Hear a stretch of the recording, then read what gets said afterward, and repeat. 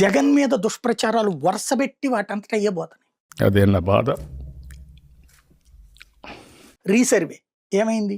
జగన్ దుర్మార్గం చేశాడు, భూములు లాగేసుకున్నాడు అని చెప్పారు. ఇప్పుడు రీసర్వే వీళ్ళే చేస్తున్నారు. పైగా ఆ రీసర్వే కరెక్ట్ అని చెప్పేసి కేంద్రం నుంచి వచ్చిన డబ్బులు తీసుకుని క్రెడిట్ అన్నటువంటిది మాది అని చెప్పుకోవచ్చు. ఇది పోయినట్టే. మరి ఇప్పుడు అయిపోయిందా నా చర్చ వేస్తా? విజయవాడ వరదలు వస్తే ప్రకాశం బ్యారేజీని పడవలతో గుద్దిచ్చి చంపేపోయాడు ప్రజల్ని అని చెప్పారు. ఏం చేశారు అక్కడ? ఏమన్నా తేల్చారా? ఇది పోయినట్టే. మరి ఇప్పుడు అయిపోయిందా నా చర్చ వేస్తా? మదనపల్లి ఫైల్స్ జగన్ అక్కడ పెద్దిరెడ్డి జగన్ కలిసేసి భూములన్నీ తినేశారు, అది బయటపడుతుందని నగలబెట్టారని హెలికాప్టర్ పంపించి ఫుల్ హడావిడి చేశారు. రోజుల తరబడి డిబేట్లు పెట్టారు. ఫైనల్గా ఏం తేలింది?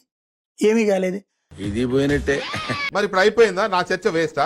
తాజాగా తిరుపతి లడ్డు జగన్ భక్తుల మనోభావాలు దెబ్బతీయడానికి చేశాడు అన్నటువంటి, చివరికి అందులో ఏ జంతు కల్తీ లేదని తేలింది.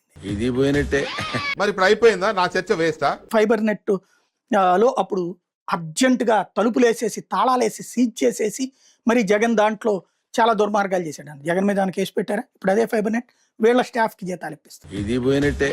మరి ఇప్పుడు అయిపోయిందా నా చర్చ వేస్తా? లిక్కర్ ఇంకే ఉంది, లిక్కర్ అంతా కుంభకోణం బీభత్సమైనటువంటిది అన్నారు. చివరికి ఏం తేల్చారు అంటే కసిరెడ్డి రాజకేశిరెడ్డి డబ్బులు సంపాదించాడని చెప్పి జగన్ మీద ఎందుకు కేసు పెట్టలేకపోయారు? ఇది పోయినట్టే. మరి ఇప్పుడు అయిపోయిందా నా చర్చ వేస్తా? కల్తీ లిక్కర్ మళ్ళీ దాని మీద తీసుకొచ్చారు.